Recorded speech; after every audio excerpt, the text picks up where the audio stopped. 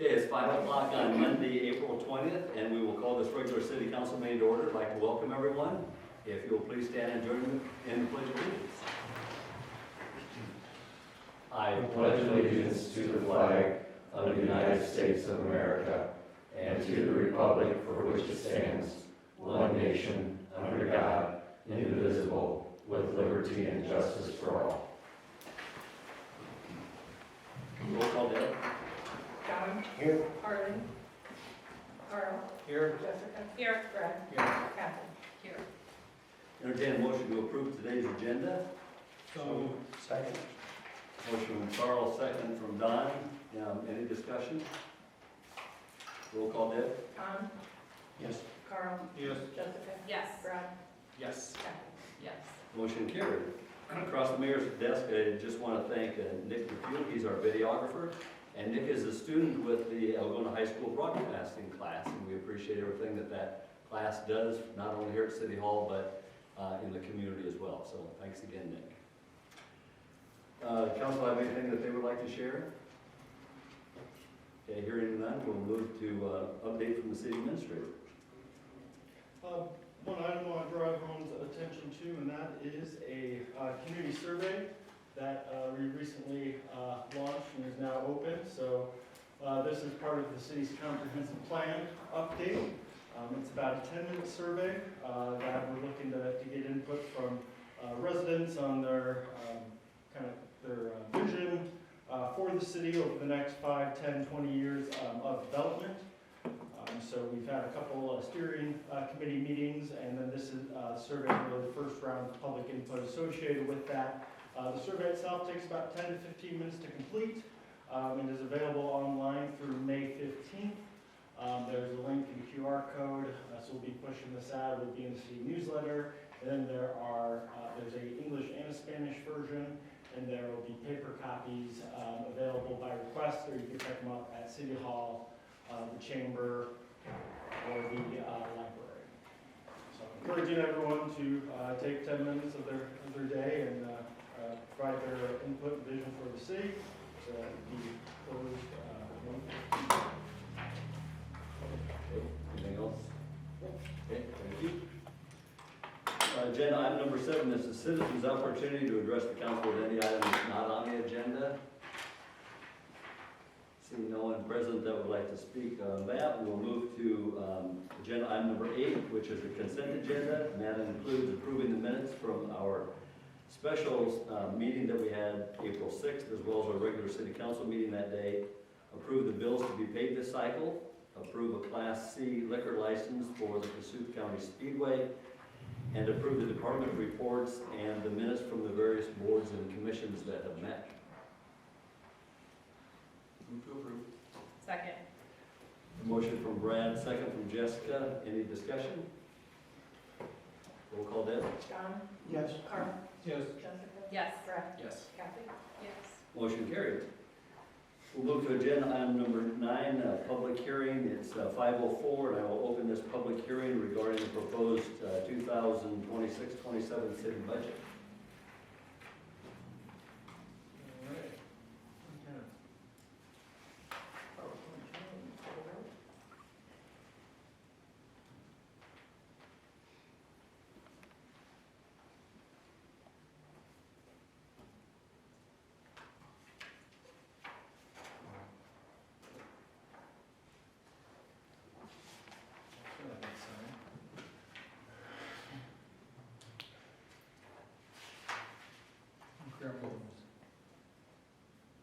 I'm getting a screen and a wheel of death I've never seen before.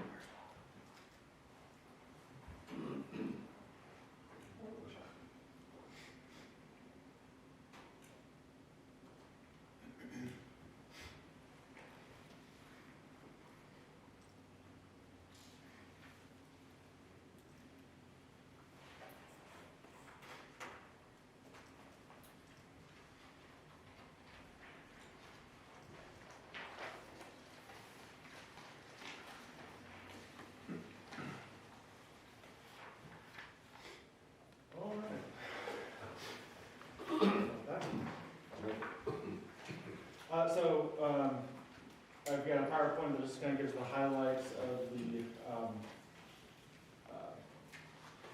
budget based on the reporting and the way we have to report it from the state. So, first item.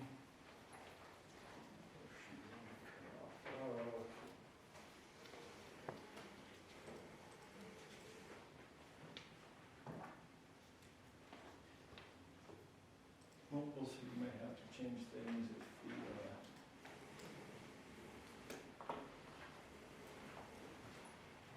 something on the right. So on the, this is the public notice for the hearing. So sorry, it's a little hard to read there, but for total revenues, including transfers in, our total expenditures of approximately $20,958,000. For all expenditures before transfers, we're at $20,306,000. We have that $2.8 million in transfers, bringing our total expenditures to $23,115,000 and change. That excess revenue, that's showing we're seeing our fund balance go down by $2.1 million. That reflects capital projects that we're going to be doing in FY '27, the proceeds for which were borrowed in FY '26. So the money's in the bank account, we're spending it this year. So we had an increase in our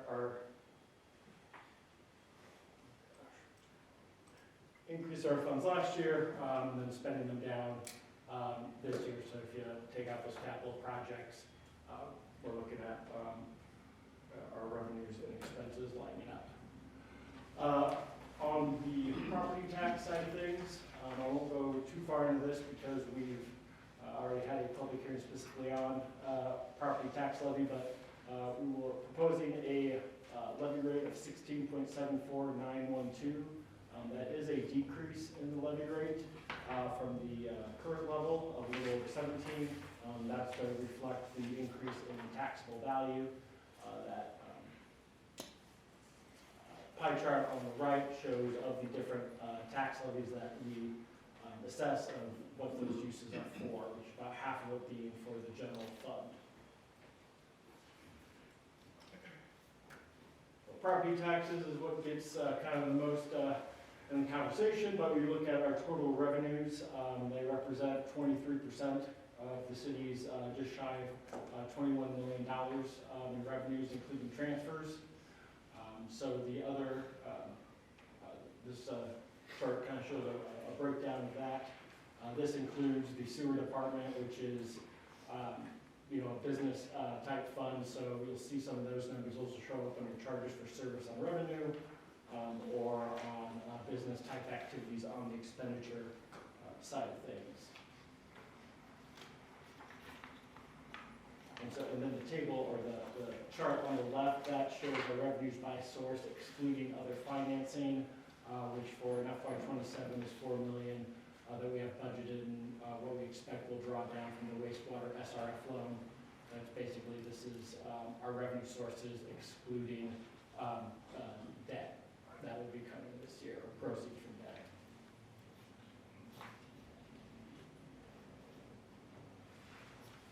So revenues by source and type, this is a summary or kind of an abbreviated version of what is in the state budget sheets on page 8. So for our general fund, those revenues represent a total of about 20% of our total revenues. Going across the lines there, first one being property tax, TIF revenues, other taxes, and then the columns represent the left-hand side, that's the general fund, TIF and special, so those are things you can see like utility excise tax, local option sales tax, road use tax revenue from the state, other state and federal grants. Debt service, that is primarily for all of our general fund debt paid from the levy, with that other financing that being for the debt service being a proprietary side, that would be sewer.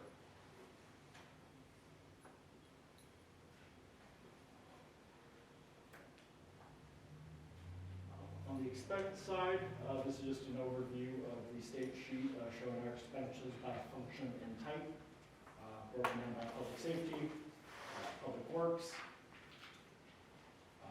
under roads, bridges, and sidewalks, under public works, so there's 1.2 million under special.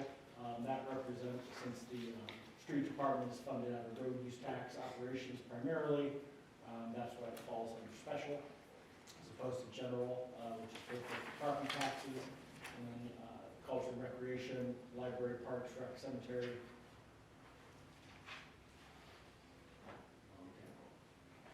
That covered capital projects under capital projects at 2.2 million. That was that difference I referenced in the why our fund balance is going down to account for those capital projects. We're spending those funds in FY27. Expenses by function. So this kind of just gives an idea of where our funds go based on their use. So that top right chart there, that is for the general fund only. So that's the from that property tax, which is about half of the city property tax. So the vast majority of that goes towards public safety. That includes police department, fire, law enforcement center, with dispatch and community liaison officer. Culture and rec, that includes library, parks and rec, cemetery, aquatic center. And then on the bottom left, that is expenses by function, so we can count by those department types, by select type. So we don't have in here any debt service, capital projects, or any of the sewer funds. So this is more or less of the kind of debt service, major projects, and sewer excluded are expenditures by function.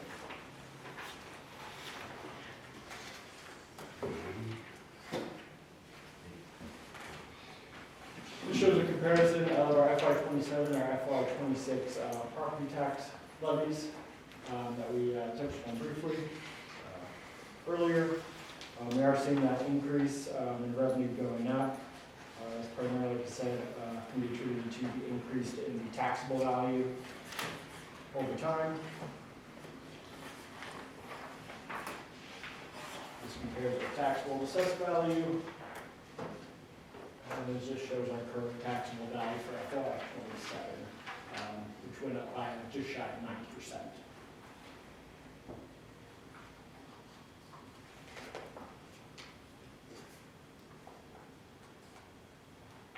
So because we've had so many work sessions and discussed all the various things, we could spend a couple hours going over this, so I guess kind of just, those are the highlights. For the budget, I guess be happy to answer any questions.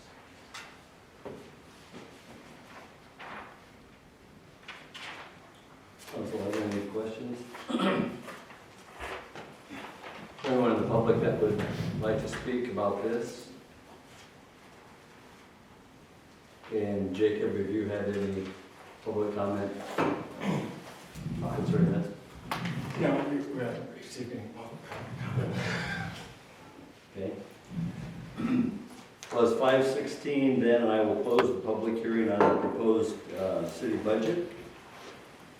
And we'll move to agenda item number 10, which is also a public hearing. So it's 5:16, I'll open that public hearing. This is regarding the 2020-26 Millen Overlay Street improvements. Thank you, Mayor.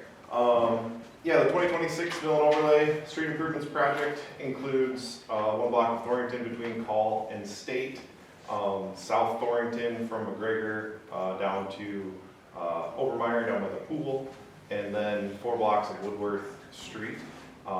It also includes a small section of Water Tower Street here behind the water plant. Open bids on April 14th at 10 o'clock and got 3 bids for that project. I can go over that in the next session, or in the next agenda item under the general business, but received good bids for that. Project will be complete in 2026, completion date in October. Other than that, just kind of our standard Millen Overlay project that we've done the last several years.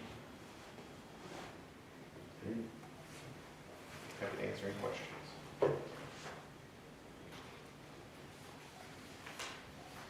Anyone from the public like to speak at this open hearing? And Jacob, have we heard any, has there been any public comment? Nope. Okay. Okay, it's 5:18, and I will close that public hearing. And we will move to agenda item number 11, which is also a public hearing. So it's 5:18, I will open that one. This one is regarding the crack and ceiling project that we have. Thank you. Yeah, 2026 crack ceiling project includes numerous streets throughout town for pavement maintenance. Gonna route and seal random concrete cracks, gonna seal asphalt pavement cracks. Also gonna use some mastic material to get some of the wider gaps in those asphalt streets that need some rehabilitation to extend the life before they need a full reconstruct. Open bids again on the 14th for this project, and I'll go over those in the general business item. This project will also be complete. Completion date is August 1st. Yeah, any questions on this one?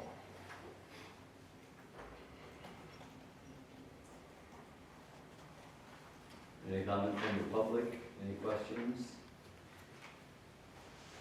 And any public comment that we've heard? Okay. It's 5:19, and I will close that public hearing then. Thank you, Matt. And we'll move to new business, and this is to consider request to waive storm water management development requirements at First Lutheran Church.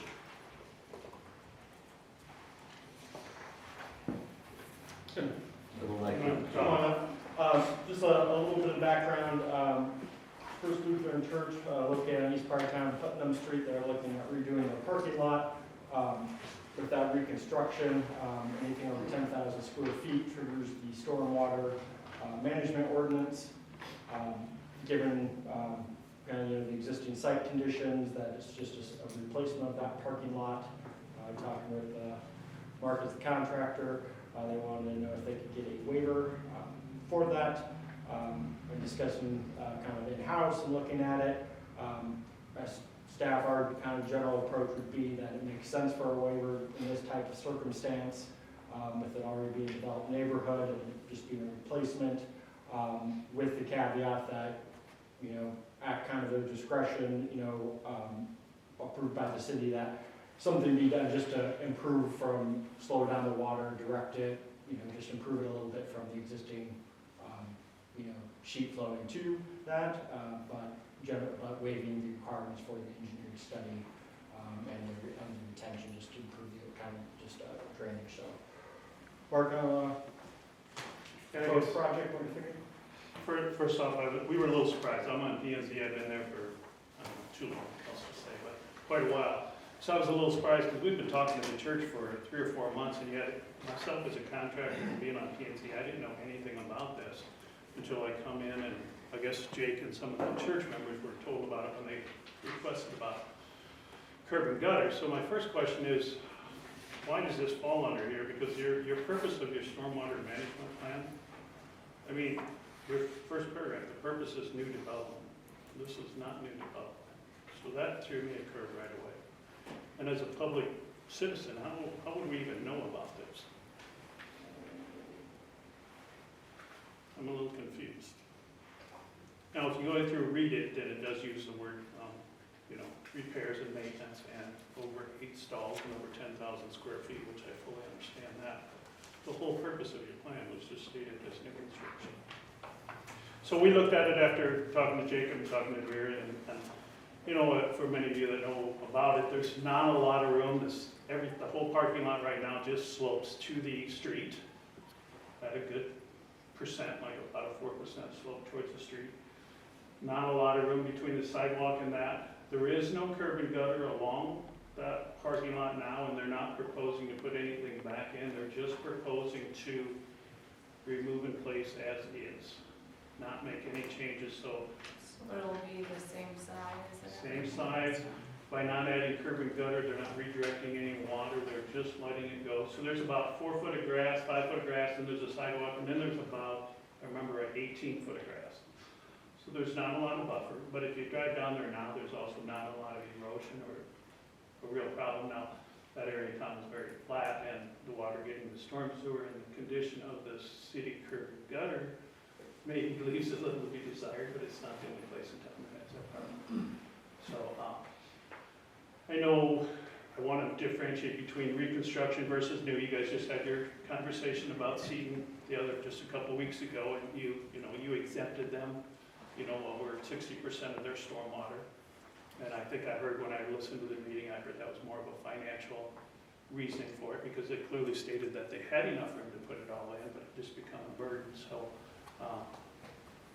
I guess we're here to ask for a waiver of the storm permit for this.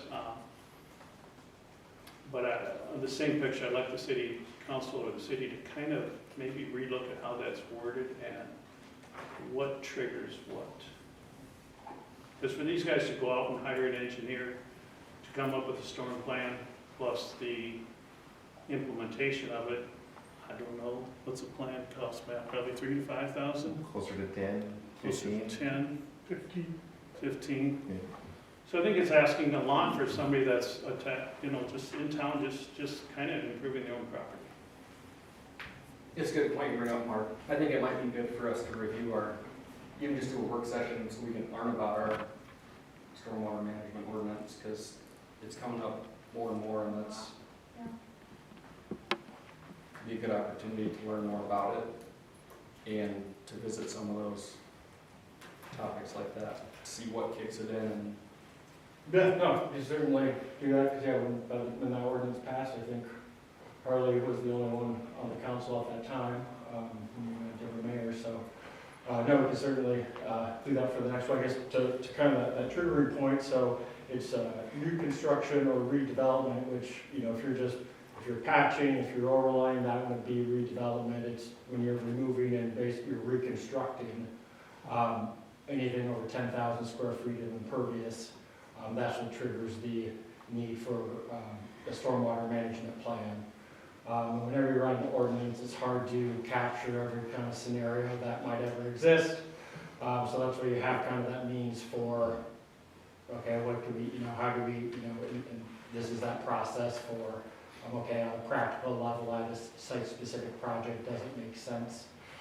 For that, to Mark's point on that curb and gutter, we've been discussing that and looking at, while you guys, or the church is making those improvements, if it kind of makes sense at that time to make improvements on our end, because there are, times where we've gone out there and there is water that ponds along that road during rain events, but that's because of lack of grade or appropriate slope to get that drainage, not because necessarily being overwhelmed by runoff from the parking lot. Are there any other instances in town where somebody's had to comply with this on a maintenance project, shall I call it? Because I couldn't think of any. One of my reasons on P&Z is just I like to see consistency. I like everybody to treat it the same and build that consistency. And like you just said, there's always variables, there's always reasons for exceptions. But I was trying to come up with, somebody give me an example of where this has come to you guys before. Well, what about our parking lots as a city that we've done? What about Moore Street and, we completely changed all of that. We didn't change the size of it or anything either. We took everything up and put it all back and included a rain garden to it. Yeah, okay, Was but in that- terms of, specific, private, I can't off the top of my head think of where we've had those. But you bring up a good point, yes, on your typical street projects, Yeah. you did basically the same thing. Right, yeah. And the Threads parking lot we did, and Nebraska Street parking lot we have, For so, all of the city's costs, or the taxpayers' Well, costs. right. yeah, Now yeah, we're reaching out into the private sector, Yeah. but good one. So Mark, the question that I have, you as a contractor, can you, without the engineer then, can we grade that parking lot then to the north so that that part of it drains to the north and all of that grass? Or what needs to be done to have that happen? You could, we could direct some, but we certainly couldn't get all of it there, but yes, I mean, when you bring up the subject, without hiring an engineer, and I don't want to offend Matt, because I think he's a pretty common sense guy, is there something that can be done? Yes. Can we control the percentage of the water? Yes. Going to the south, we can't because there's not much grass down in the south end. And right now, that parking lot is pretty much flat. It does slope mostly to the south a little bit. There are some minor adjustments that could be made that I would think the church might be willing to look at it wouldn't, we don't have to go out to a civil engineer and a full-blown plan. I think something could be done to help. I got a question. Is this original from when the church was built? I've been in town for 45 years roughly, and it seemed to me that it was there when I came to town, all of it was a hard surface. Or was part of it gravel and then I think the center was concrete from day one, but both ends are asphalt, so I assume they were added at a later time. Okay, And I'm so old that I moved snow there many years ago, and I believe it was gravel, yeah. many years ago. Yes. I don't know if anybody else from the church has anything to say. Or do you have any questions for me? Thank you. Thank you guys for allowing me to be here. Conley Nelson, and I'm here on behalf of as a First Lutheran Church member regarding the stormwater management plan. Part of the reason I'm kind of involved is I was on the capital campaign. We just the last part of last year, we had a capital campaign to basically raise money to pay off. We had to replace the roof on the church. And then we got cracked concrete. We wanted to replace the existing parking and to make that better and safer for everybody. And then we wanted to have a substantial maintenance fund for air conditioning, boilers, things like that will go out. So we had a good capital campaign. We went out. We're a small church. We're not a large church. We have probably I'm guessing around 400 members. And, I guess I'd ask the council to really think about this I don't know how we go out and ask how we logically go out and tell them we gotta get more money from them for when we aren't adding on to the buildings, we aren't adding more parking, it's exactly the same thing. And I don't know how we're gonna logically go out and explain this in a proactive way. So I guess as a member of First Lutheran Church, who I'm proud to be a member there, and I just ask for you to consider this situation. So, thank you. Thanks, Tom.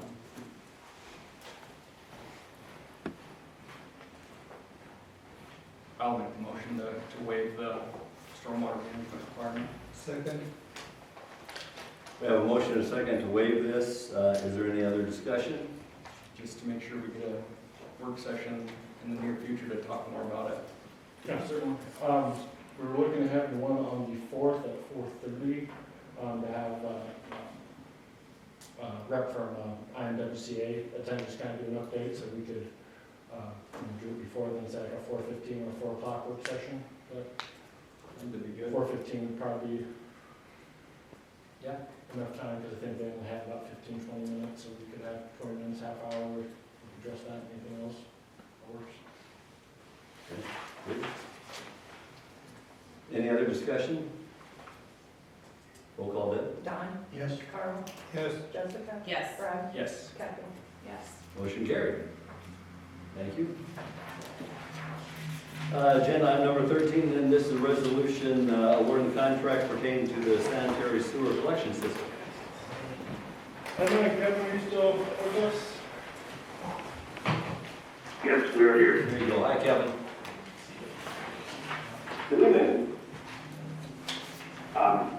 Did you want us to jump in on this one? Yep, we're ready for you. Perfect, all right.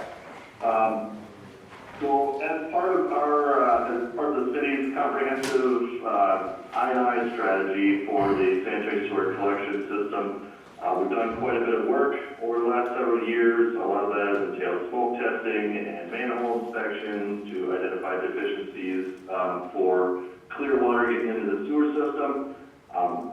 The closed circuit televising CCTV of the sewer line is the next logical step in that process to identify additional areas of I&I coming in and or sewer piping that is in need of some structural work, identify some additional repairs to extend the longevity of the piping and minimize how much clear water is getting in down to the wastewater plant.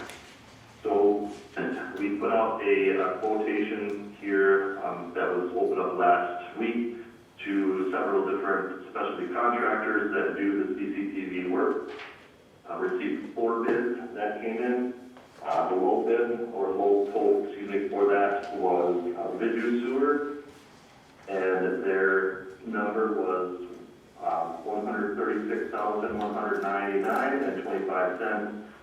For reference, we had estimated that this work was going to cost somewhere in the neighborhood of $1.70 per linear foot. And we were doing about 85,000 linear feet in that neighborhood of about 150,000. So the $136,000 number was slightly under our opinion of cost for this work. And Vidu Sewer is a reputable firm within this field. They've done quite a bit of both CCTV work for us over at the city of Mason City and their sanitary sewer over the years. And the crew that they have identified to do this work is that same crew that we have an established relationship with.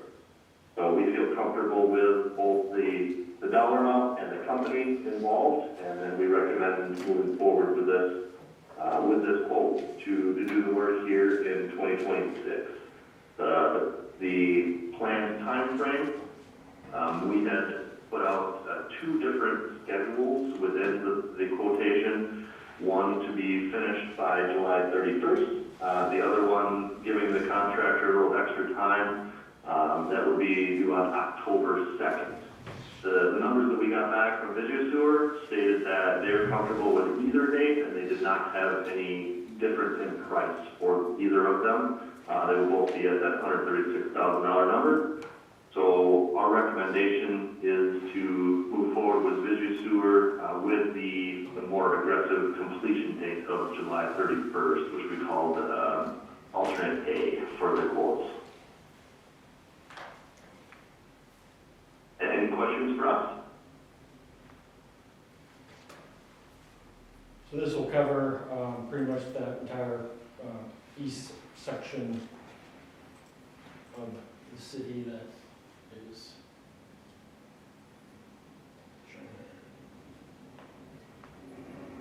Yeah, thanks, Jacob.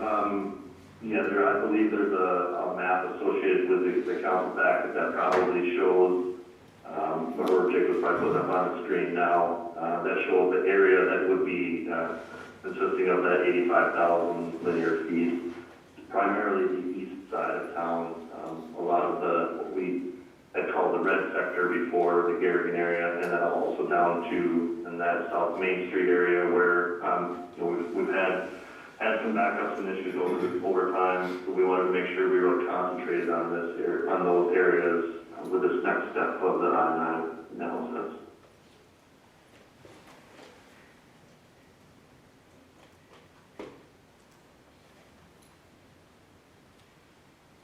So is this basically just the next phase of investigation to figure out more I&I? Yeah. Just trying to understand it better, yeah. So it'll be, evaluating, the existing of the manholes and pipes. And I want to say it was probably 2015.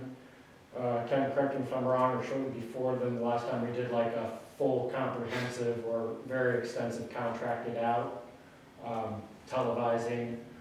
That was prior to trying to get I&I done out for sizing our new plant. So that would be, basically going back and seeing the existing condition, but also with that exploring all, the connections and trying to identify if there's any connections that might not, we don't know where they're coming from, that might indicate we need to do follow-up testing to confirm that source. So this is due by July, Yep. July 31st, is that right, the deadline? Yeah, so we would start. Correct. What happens if we get rainy and then those pipes are full? Can they still go in and do it? Yeah, the spring is kind of, or Kevin, you want to kind of talk about the ideal kind of environment? Yep, you were just about to enter there, Jacob, but, correct, we actually prefer wet weather, to do some of that work. As long, as long as the pipe's not like completely full, if it's, packed to the gills, then it makes it a little bit more problematic, but, under wet weather conditions, when the ground's saturated, we do like to see that because that helps us identify where, some of that clear water can come in. We can physically see exactly where those, either cracks in the pipe or leaky joints and things like that would be, and seeing water coming in. Also, they're estimating 43 working days, and so 3 months should be adequate even with super high flow days. Okay. Not sure if you guys were able to hear that, but Emma had mentioned 43 working days is what they're anticipating. So it's not going to be, there's enough time for them to come in, and even if there's some wet weather, they'll be able to get everything done by that July 31st timeframe.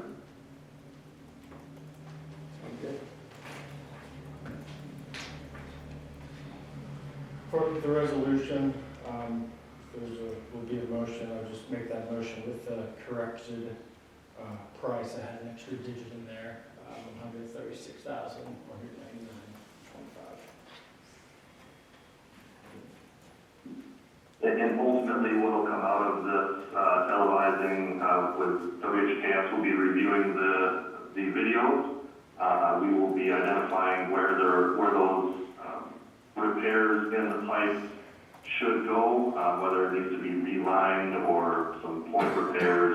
Those items would be then followed through into another repair project similar to what has been being worked on here currently for the 2026-27 timeframe.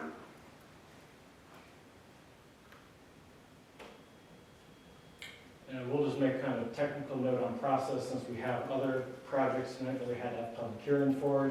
Since this was below the bid threshold, but above the state's quote threshold, we don't have to hold a public hearing, but we just have to go out and solicit quotes, but we do have to have in the minutes of council awarding that quote. So that's why this one, there wasn't a public hearing, things like that, so it was under the dollar amount triggering that.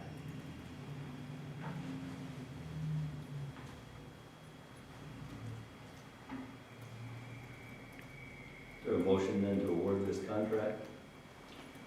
Move to approve the contract with the correction. Second. Motion from Don, second from Kathy. Is there any other discussion? Do we have to stay with the July 31st date? The resolution is written to award alternate A, which is that spring, early summer timeline. And that Kevin had mentioned. Any other discussion? Roll call, Deb. Don? Yes. Carl? Yes. Jessica? Yes. Fred? Yes. Kathy? Yes. Motion carried. Thank you, Kevin and Emma. Great, thank you. Thank you.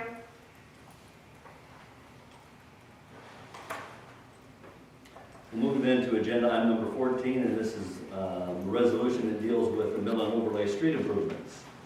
Thank you, Mayor. Yes, the first public hearing was over for the mill and overlay project. Like I said, we've received 3 bids, Blacktop Service, Heartland Asphalt, and Brennan Gravel Excavation. Blacktop Service was the low bidder, $1,099,215.83, which is a little over $61,000 under our estimate for this project. So my recommendation letter here is to award that project to Blacktop Service out of Humboldt for the $1,099,215.83 bid they submit.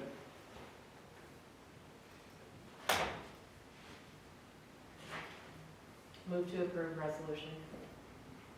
Second. Motion from Jessica, second from Brad. Any discussion on the mill overlay street improvements? Roll call, Deb? Don? Yes. Carl? Yes. Jessica? Yes. Brad? Yes. Kathy? Yes. Motion carried. And agenda item number 15, and Brad's still standing there. This is a resolution awarding a construction contract for the crack ceiling. Yep, crack ceiling project, we opened bids on the April 14th as well, got 7 bidders on this project. They were kind of all over the board. But National Sealant and Concrete out of Crosby, Minnesota was the low bidder, $90,227, which is over $81,000 below my estimate. Did make some phone calls and get some references for that contractor, and they had good reviews from people I called, so confident in their ability and work on this project. So recommending to award to the low bidder, National Sealant and Concrete out of Crosby.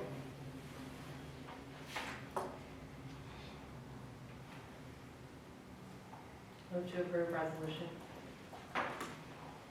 Second. Motion from Jessica, second from Don. Any discussion? Roll call, Deb? Don? Yes. Carl? Yes. Jessica? Yes. Brad? Yes. Kathy? Yes. Motion carried. Agenda item number 16 is a resolution setting public hearing for the 2026 railroad improvements. Long time coming. Yes. Made Yes, a lot sure. of the last 3 years, so it should happen this summer. Cross our fingers. Yeah, in your packet, you'll have the plans and specs for the 2026 railroad crossing improvements, which includes the surface crossing of the CPKC rail on Main Street, Roan Street, and North Park Drive. We did get Finn Drive completed last year, so this is the other 3 crossings in town that are part of the DOT surface crossing improvement. That ends up only costing the city 20% of the total work for the city side and the railroad side, minus some items that the city has to cover, but generally well-funded by the other 2 entities with the railroad and the DOT. Estimate for this project is right around $400,000 of work. Plans have surface replacement kind of out close to the railroad right-of-way with full concrete pavement, and adjusting some of the street width on Roan Street for kind of future use, so they get their panels out far enough if we ever do improve that street in the future, get it a little bit wider and redo the ditch and the storm sewer and everything in there. So completion date is somewhat to be determined based on the railroad's schedule. We obviously have to coordinate the work with CPKC Rail. They've indicated they want to get started in June, but nothing official has come across as a set date. But we want to get this out for bid and get it open and awarded to the contractor and hopefully have a little bit more schedule nailed down from the railroad after we award. So Once it's awarded, we have the contractors there, and there are then certain notice requirements the railroad has to give to the contractor that ultimately determine that timeline. Yep, anticipating, obviously we can't have Roan and Main Street closed at the same time. It's kind of the only crossing on that side of town without going all the way over to Finn, which is where the detour route would be for Main Street. Anyway, we don't want truck traffic going down Roan. So there'll be some coordination of the railroad coming in, getting their work done, maybe bouncing over to North Park while Main Street gets re-poured, then coming back to Roan Street. So definitely be some construction sequencing and the detour to get around that side of town. But should be a fairly efficient process. Took about 2.5 weeks, a little less than 2 weeks, 2.5 weeks for Finn Drive. So kind of 2-ish weeks per crossing here to get the pavement removed, railroad come in to get their work done. They're going to be removing the 2 tracks on Main Street that don't get used. So that will be a benefit to get pavement through there and not have to bounce through 3 sets of tracks. So it might take them a little bit more time to do that work than Finn, but not, a couple days maybe. So hopefully they can get started in June. Yeah, hopefully it's 2026 sometime. Yeah. All right. Move to approve the resolution. Second. Motion from Brad, second from Kathy. Is there any discussion? Railroad improvements? I'll just note on this project as well as the next one, so the bid opening will be on May 13th, and then we'll hold the public hearings on May 18th at council meeting award. Roll call then. Don? Yes. Carl? Yes. Jessica? Yes. Brad? Yes. Kathy? Yes. Motion carried. And agenda item number 17, this is a resolution setting a public hearing concerning the seal coat improvements.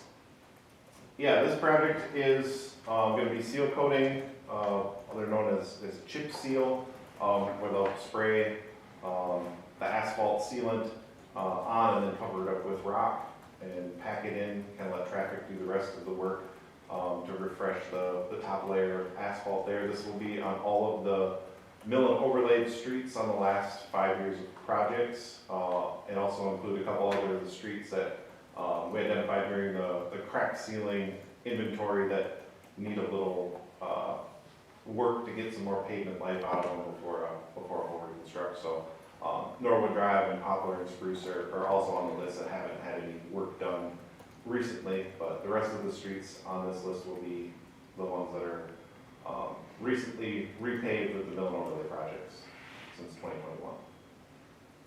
Yeah, Jacob said the same thing, same bidding schedule, open bids May 13th and award on the 18th. This project estimate is sitting at $200,000 for work.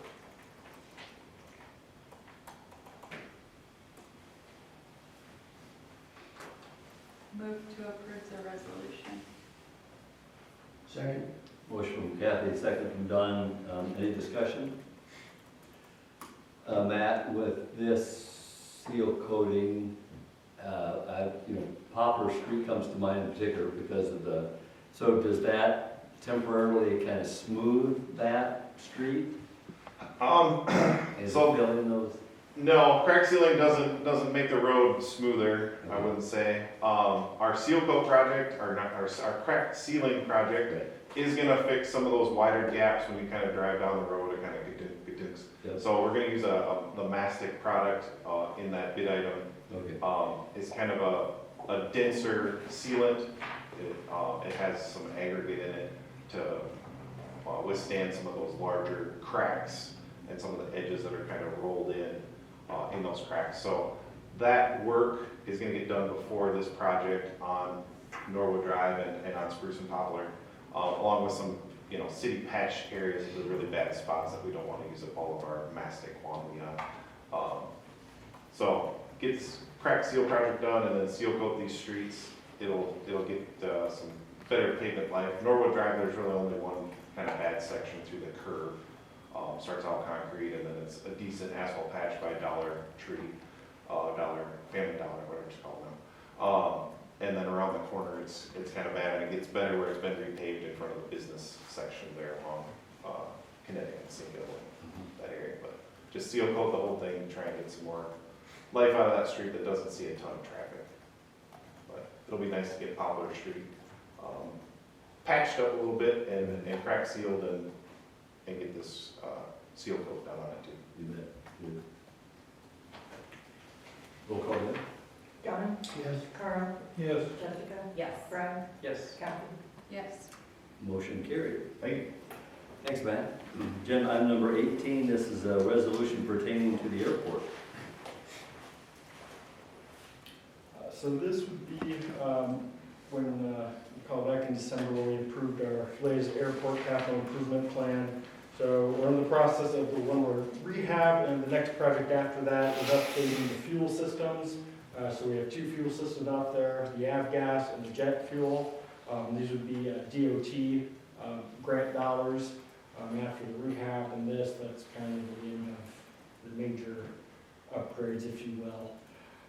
So on this project, we need to apply for it now, but it would be in the FY28 for the city's fiscal year. So what this resolution does is that authorizes the application, and then that, the city will budget our local match for the project. If it's awarded, it would be 27%, based on the all-in engineering, construction costs. It'd be about $150,000 would be the local share of a $550,000 dollar project. And then with that, we're required to make certain certifications that this resolution authorizes that really just comply with, that would comply with federal law in terms of non-discrimination, fair housing, things like that.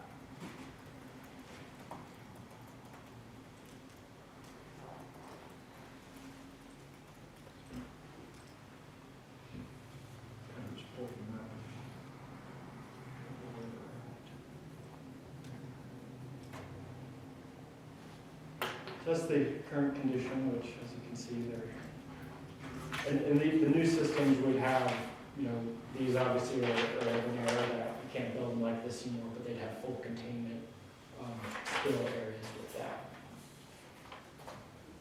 Are the current ones underground? Nope. Oh, they're above ground too, okay. So here's, if you drive into the airport, here's the terminal. And then here's where the current existing fuel systems would be. And then it's to be determined, but kind of on either side there. Of that staging areas where we're looking to put.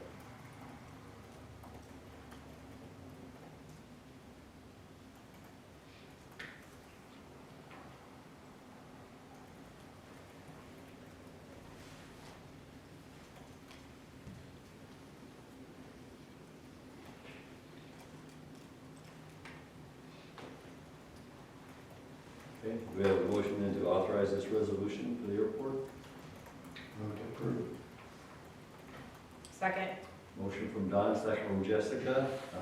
Any discussion? Roll call, Deb? John? Yes. Carl? Yes. Jessica? Yes. Brad? Yes. Kathy? Yes. Motion carried. Agenda item number 19, this is a resolution approving the grant funding agreement with Cassuth Child Care Solutions Fund. So back in January,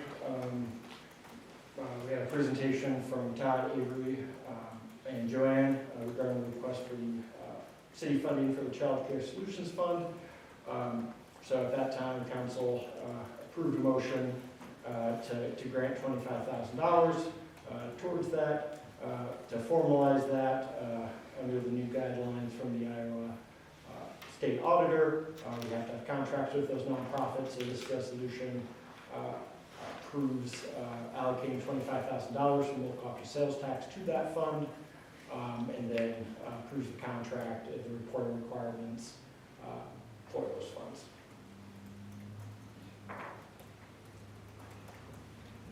Move to approve resolution. Second.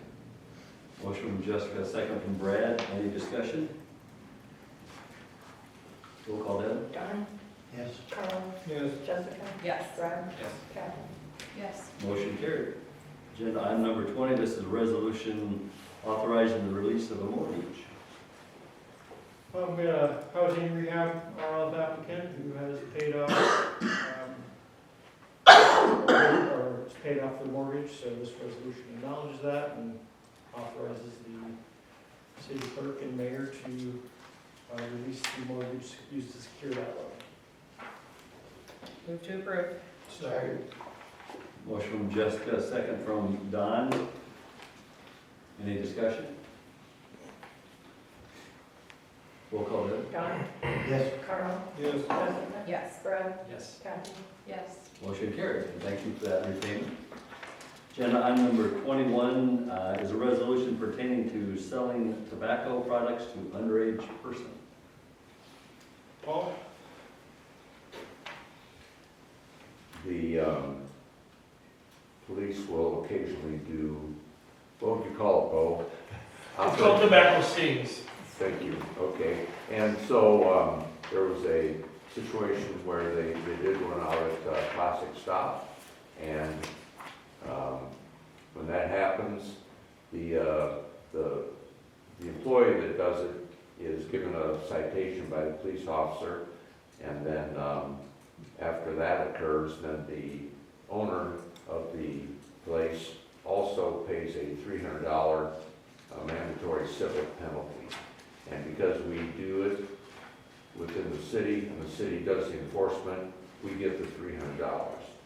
If we did not do it, then the state would, the owner's still going to have to pay the $300, but it just allows the city to, you know, with, eventually goes to the police department to collect the civil penalty that is set by state law. So this resolution approves, gives the mayor the authority to sign the document. The people from New Way, K&H Cooperative have signed the document too, and they've also paid the $300 civil penalty to the city. Move to approve. Second. Motion from Jessica, second from Kathy. Any discussion? Roll call, Deb? John? Yes. Carl? Yes. Jessica? Yes. Brian? Yes. Kathy? Yes. Motion carried. And our final published agenda, item number 22, this is a resolution adopting the budget and certifying taxes for fiscal year 26-27. After 4 months of meetings and having to follow a very long process as dictated by the state, we're finally done with the FY27 budget, which we had the public hearing on earlier. So this resolution formally adopts that, and then directs the city clerk to file it with the county and the state as required. The FY27 will begin here July 1st, 2026. Move to approve resolution. Second. Motion from Jessica, second from Brad. Any discussion? Hearing none, roll call, Deb? John? Yes. Carl? Yes. Jessica? Yes. Brian? Yes. Kathy? Yes. Motion carried, thank you.